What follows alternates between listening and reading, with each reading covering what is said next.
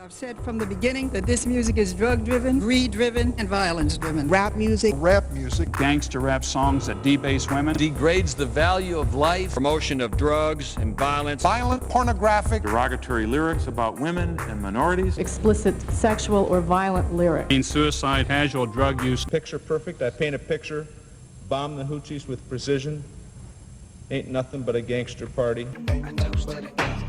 Picture perfect, I paint a perfect picture, bombing suckers with precision.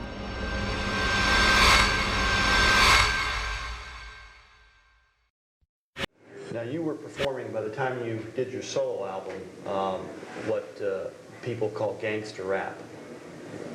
No. You were not? No. What would you call what you were performing? Rap music. Rap music. Yeah. Have you ever performed gangster rap? No. Okay, and why would you say that? Because I don't know, number one, what gangster rap is.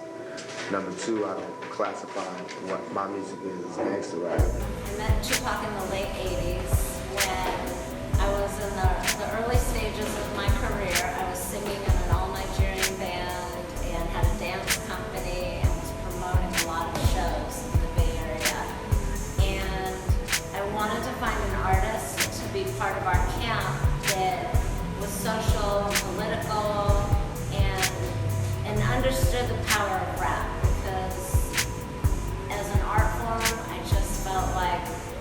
There was no one before us doing it, and I felt like it was the answer. It was the first art form owned by the community that created it. It was a black male art form in its inception, not that everybody can enjoy it and participate. Every day I see the results and the power of this art form to heal and transform young and old people all over the world. But at that time, we were listening to Short and Easy and NWA. A lot of awesome artists, but I wanted, Public Enemy spoke to a very specific group, and I felt like the right artist could speak to everyone and help white people be accountable to this history and brown people, and whatever it is, I just felt like with that artist. And so I kept talking about, I'm looking for an artist, and then Tupac had moved from Baltimore, and people kept telling him, oh, there's this, lady who's doing shows and whatever, she could probably help you. And I wasn't thinking about helping anyone with business. I was looking for a partner to help change the world. Is your intention to try to get young black people to be violent to police? No. Were you trying to provoke anybody to do anything particular? Were you trying to provoke or trying to get people to do things? Yes. Tell us what. Think. Use your head. Anytime there's leadership is going to get challenged. And with Tupac, he was a political voice, he was a social voice. We were all committed to activism. It was never about entertainment, but we knew consciously that we had to entertain you and grab you to bring you to the table. How y'all doing out there? We just want y'all to know at Death Row, we appreciate everything y'all doing for us. My record sales, we got 6 million. Snoop got 4 million. Dog Pound got 3 million. And we keep going. That means we represent that many votes. If we can represent that many votes, we gotta let these politicians be scared of us. That means every time we drop something, y'all gotta pick it up. Every time y'all call for us, we gonna come. It's always gonna be complicated when you understand your voice as a political voice. And there's always gonna be people afraid of being challenged by you. So it's a real serious decision to make that commitment to do your art for the sake of transformation, change, disruption. Tupac was a disruptor. He was the diagnosis. So I always say that he gave us our greatest diagnosis, but wasn't here to bring us to solution. And in diagnosing this fucked up condition and race as an instrument of wielding power and blame and industry that is the prison industry. These were our daily challenges and themes. And so Pac's method was to disrupt everything, to make noise, to scream, to throw stuff in your face. So he wanted you to be uncomfortable. He wanted to make people in a room have a sense of fear and not know what was going to happen, because he felt it was the only way to get people off their asses. And so that's costly, you know? You disrupt stuff and you have chaos. You want to make a difference to those in poverty and pain, struggling. You're affected by it. If you're from it, it's already in you. So you had a bunch of us, young, messed up families. We all had fragmented families. We were all a bunch of hurt kids that wanted the world to be better. And we were too young at the time to understand the consequence and the outcome. And we justified the end. So it didn't matter even if we knew what the cost was going to be. And Tupac might have been the only one that knew, because he always spoke it. He said he wouldn't be here past 25. So maybe he was the only one of us that knew that he wouldn't be here with us. And I always visualized that I would be an elder still doing the work. I always had it in me that I would be, it would take me a while, you know, I saw that. And so here I am in my 50s, just really understanding and getting it. And we work together for that end. And so 30 years later, we're still doing the work every day at juvenile hall, a prison near you, a classroom, a kid. So I'm consistent. I still do what I started 30 years ago. I do it. It's what matters. It's why Tupac's reach was so profound, because he was doing heart work. He touched the hearts of people all over the world.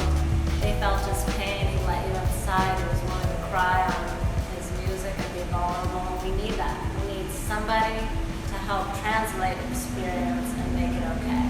So, Aim for the Heart is a nonprofit organization that I started, I think 25 years ago now, and it came out of the work in the time when I worked with Tupac and Ray and a group of us in the Bay Area.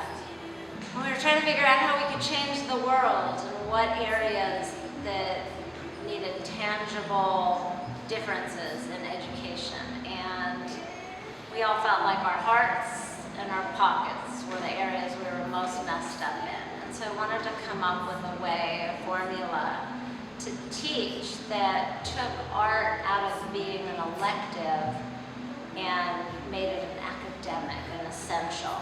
And so we created a process for emotional education using the arts, and thus Aim for the Heart.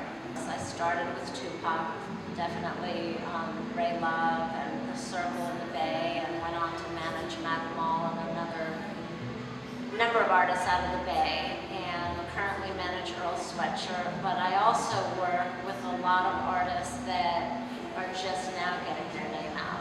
They work with me in San Quentin and implement the curriculum.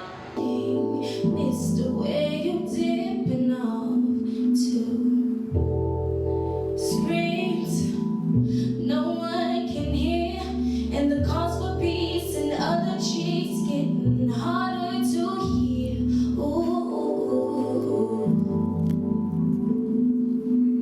yeah,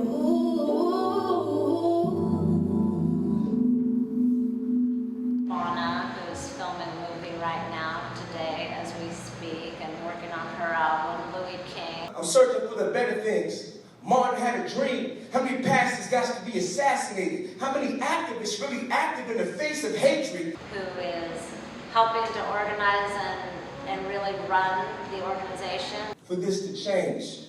Thank you.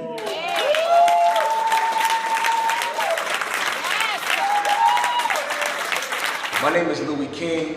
I work with the Aim for the Heart Foundation. I grew up listening to the Outlawz. Louis King is always working, man. Always working, always performing, always perfecting his craft, and I really respect that about his grind.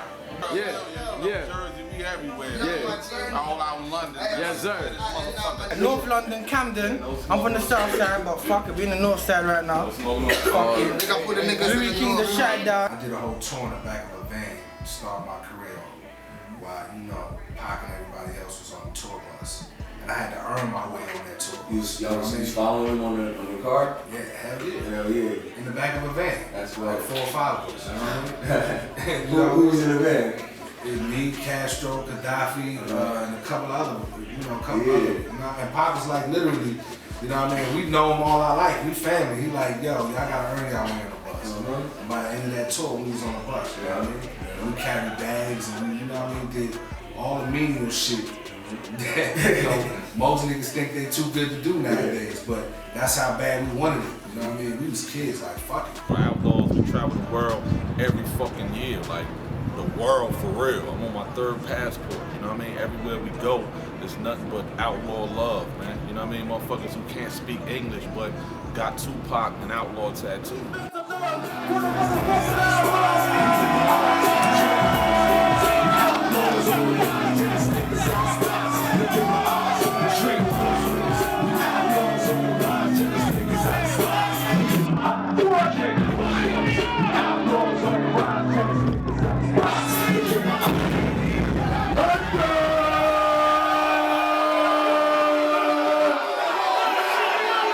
Pac was the #1 rapper of all time, you know what I mean? But he was more than a rapper, you know what I mean? He was a revolutionary, he was a soldier, he was the voice of the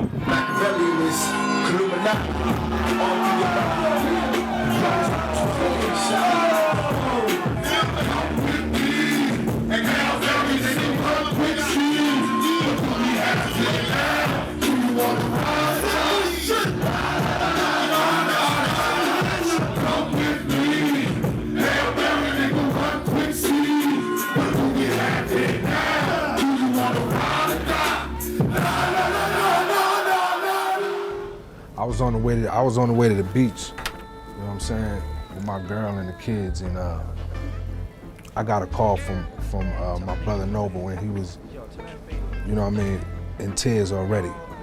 And he was basically saying the coroner had called him and asked him, you know, did he know Bruce Washington, you know what I mean? And you know, of course, the coroner only called for one thing, you know what I'm saying? It was a bad car accident, man. Bad car accident, late night, coming from Jersey. He was actually coming from Jersey, burying his uncle. Somebody that was a very strong member of our family, man, and you know, a lieutenant, a general in this shit, you know what I'm saying, and working his way back from, you know what I mean, some hard times and in and out of the system and shit, you know what I mean. Fatal was really, you know what I mean, somebody's life who was taking a 180 right in front of your eyes, you know what I mean? Like, he was well loved, man, so this is a big blow, like I said, to not only us, but his family and the whole city of Montclair. Rest in peace, man. Show live in Atlanta, Georgia on the set of All Eyez On Me.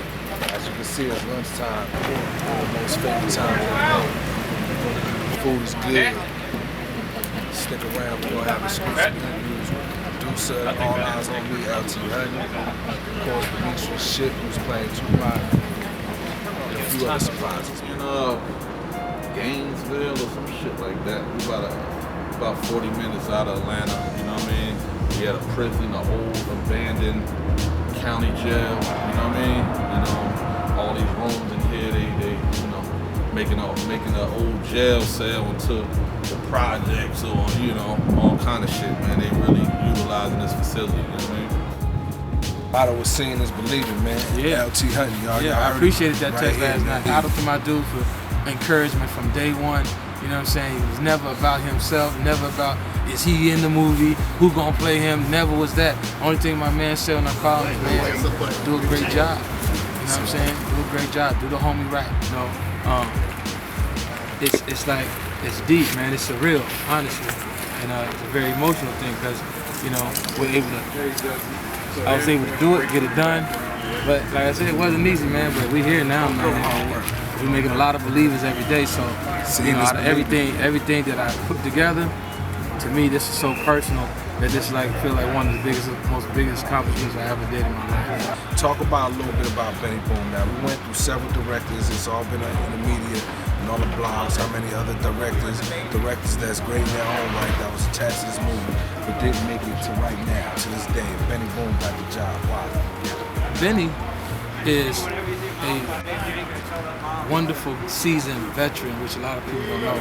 In channeling in the Pac spirit, Pac loved giving opportunities to people who didn't quote unquote have the same opportunity.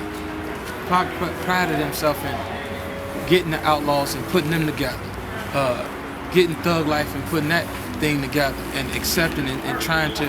You will see in people's life, he would always try to coach people. Getting good shit. Yes, you got volume on that? Yeah. And he always wanted to pass the gift on. You know what I'm saying? Which is he called the game. He would always try to say, I'm gonna give you the game. If I don't give you no money, I'm gonna give you the game. You know what I'm saying? So he always, you know, prided himself in each one teach one and leave no man behind type of scenario. So in a world that's full of Hollywood bullshit people, you know what I'm saying? For me, when I get the opportunity, I wanted to kind of embark on somebody who has the quality, has the talent, has the eye, but just quite hadn't had that yet, you know what I'm saying, that opportunity yet. But Hollywood, you know, they like to force other people on you with those spirits. And I get it now why Pac used fresh producers. Like, I didn't have a hit when I was doing the song with them, you know what I'm saying? Not quite yet. I had gotten one right when we met Pac, but I hadn't had a hit yet with my name on it. I had done other productions and things for people, but me personally, he didn't see any Dr. Dre in me or nothing. He just heard the beat and said that, okay, who are you? You know what I'm saying? Type of scenario, even though he knew I was with Snoop and everybody, but he didn't know exactly what I did. But he still got on the beat anyway. That right there is rare, you know what I'm saying? But he saw something that I didn't even see at the time. So with Benny, it's like, I know, you know, this dude is incredible. You know what I'm saying? Credits don't matter. It's can you respect this project enough to do the work? That's what this is about. Pac, first and foremost, he ain't here no more, you know, rest in paradise, you know what I mean? And it's up to these people to tell a story.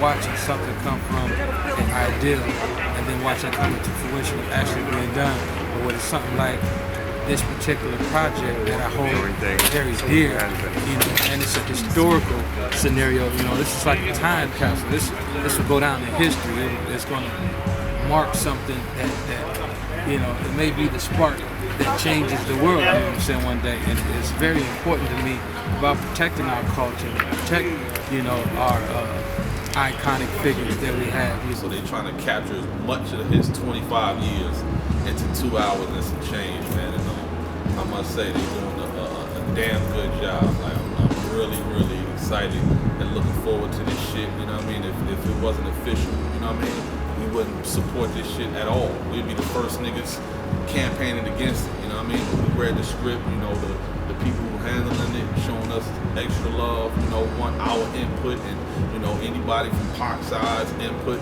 for this shit. So, you know, it's like, what more can you ask for? You know what I'm saying? For this one, you'll see it in the pages, you'll see it in the realism, you'll see it in the messages, you'll see it in the fine details of what we did to bring this. So I just feel like I'll put this in front of everything when it comes to stuff like this, because, you know, I fought my ass off to make sure it was authentic.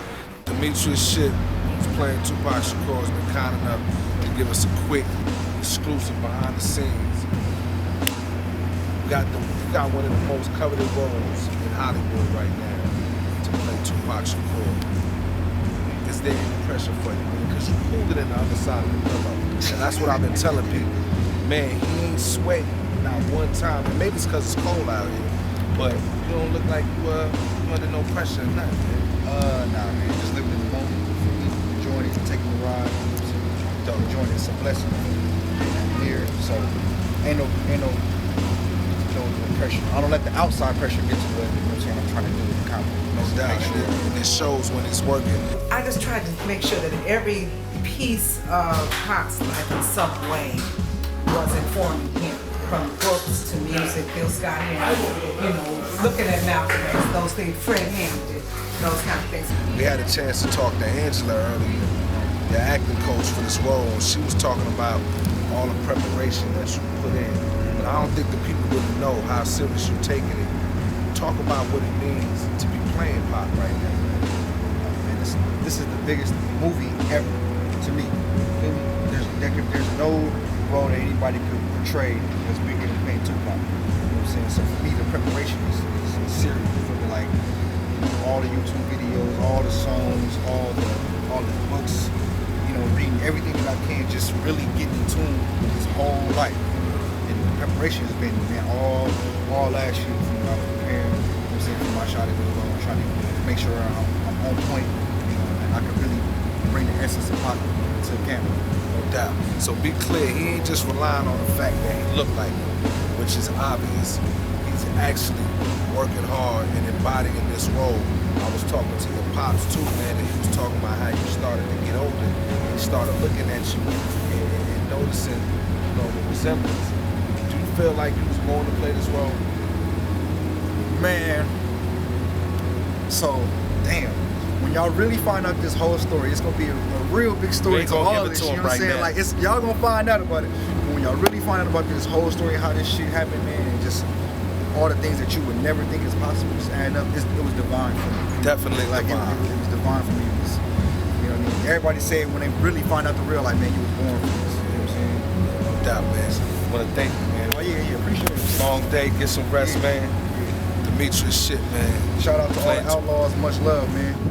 His legacy is already etched in stone without a movie, you know what I mean? But, you know, he deserves a movie. Like, if any rapper deserves a movie, it's goddamn Tupac, you know what I mean? And it's a whole generation right now. 20 years later, you know, these young kids don't really know, you know, who Pac was and what he stood for. They wasn't privileged enough to, you know, be around, to be born, to be able to witness that shit, you know what I mean? So, you know, it's an awesome thing to see it finally come to life. So we had a lot of lessons we can get just studying primary sources, and all of us that are actually still here, if you go into our stories, you understand we all fucked up, we were all a mess. All we wanted to do was make a difference, and so now we're here, and those of us that get to reflect and talk about it, we kind of owe it. We're obligated. Even me didn't want to do an interview, forgot my makeup, whatever it is, but I still do it because we owe our testimony to make the difference to these youngsters. And they should know the truth, and they should know that we all participated in the chaos. We made a lot of bad choices to justify what we saw in the end. And if you ask any one of his family members, I don't think there's a single family member that loved Pac that will tell you it was worth it. And if you ask anybody in the world that loves Tupac, they'll all tell you it was worth it. So, in the end, it has to be worth it to you. You know, whatever it is you do, it's got to be worth it along the way. And we should learn from that also.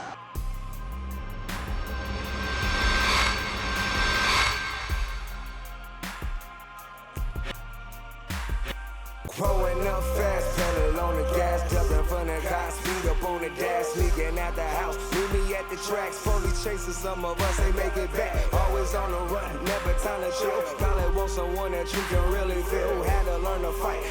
So I'm giving you more than I would give any of the Hollywood outlets, you know what I'm saying? Because I trust y'all with my material of how I feel.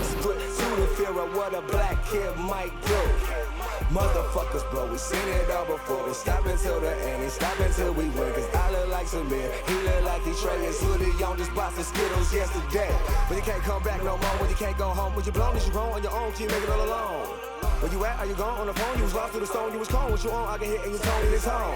They was trying to take a life despite the time we sacrifice to make it right, and still no justice. It get dark out when it's nice, so if it's one, you know I'm stepping up to fight. I hope this middle finger from my little. This shit don't stop, you feel what I'm saying? This shit don't stop, so man, rest in peace to Fatal. And all the things that Pac did and learned, I want to use some of that stuff. And this Hey, but did y'all see my man just extort me for the bread? What was that? The stud right there that live in the house. He came out with his leaf blower. You know what I'm saying? And hit and just full black. He know we shooting. Right. So I walk up on him just like, Playboy, me gonna give you $100.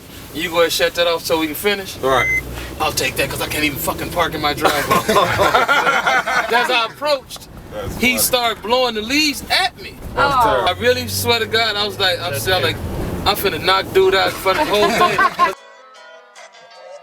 Grab your jetpack, nigga, living jet life, nigga, where you get that? Don't worry, I got mine. Nigga, yeah, I'm jet fly, and whatever I get, it's the best kind. I'm never grounded, every step sky. No, they can't read me, but I got red eyes. The half's done, so let's get the next size. I'm thinking a couple seeds, but